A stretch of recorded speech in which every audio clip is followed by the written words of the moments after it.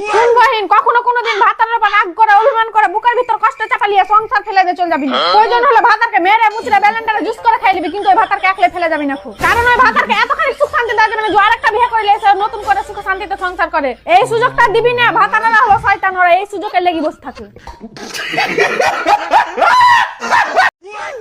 কিছু তো আছে এই মেকআপ বক্সের মধ্যে, না হলে আমি এত কালটি মানুষ ধলো কি করে হয়ে গেল। দেখি তো ঠিক কি তো ধলো ধলো লাগছে, মুখখান তো খুব সুন্দর হয়ে গেছে। নিশ্চয় জাদু আছে মেকআপ বক্সে। শুন বহিন, শ্বশুর বাড়িতে রানী হট টিপস। 1 নাম্বার, দিন রাত শুধু কাজ করবেন।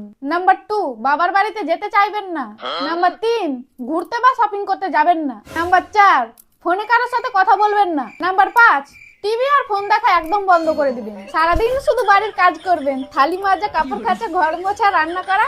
রানী না হতে গেলেও 100% ওই বাড়ির চাকরানি হয়ে যাবেন।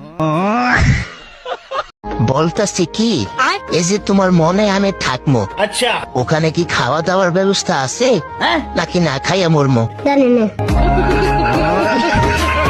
শোনো, জীবনে চুরি করবা না কোনো কিছু। চুরি করলে মানুষ সুখে থাকে না। আর তুমি যে আমার মন চুরি করছো, তা তোমার কি মনে হয় আমি সুখে আছি? বন্ধু কালকে নাকি তোকে মেয়ে বাড়ি থেকে দেখতে এসেছিল, তো শুনলাম মেয়েটা নাকি বোবা। হ্যাঁ, দেখতে এসেছিল তো। তা মেয়ে কি বললো? ওই মেয়েও আমারে রিজেক্ট করে দিয়েছে।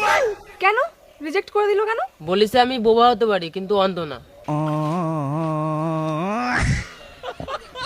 সবাইকে ক্ষমা করলেও আধার কার্ডের ফটোগ্রাফারকে কোনো দিনও ক্ষমা করব না, জীবনেও না। কে বলেছে শাশুড়িকে বউ পছন্দ হয় না? খালি বউটা একটু অন্যের বাড়ির হওয়ার দরকার, ব্যাস এটুকুনি, সিম্পল। আমার কাছে মনে হয় যত সংসার একটা নোংরা রাজনীতির জায়গা। এইখানে আপনি যতই মানিয়ে নাও না কেন আর যতই ভালোবাসা পাওয়ার চেষ্টা করো না কেন, কোনো লাভ নেই। এখানে নিন্দা আর বদনাম ছাড়া কিচ্ছু জুটে না। জানি কথাটা শুনতে খারাপ লাগবে, কিন্তু এটাই সত্যি। শুনো ভাইনারা, তোমরা কাজ একটা কথা বলছি।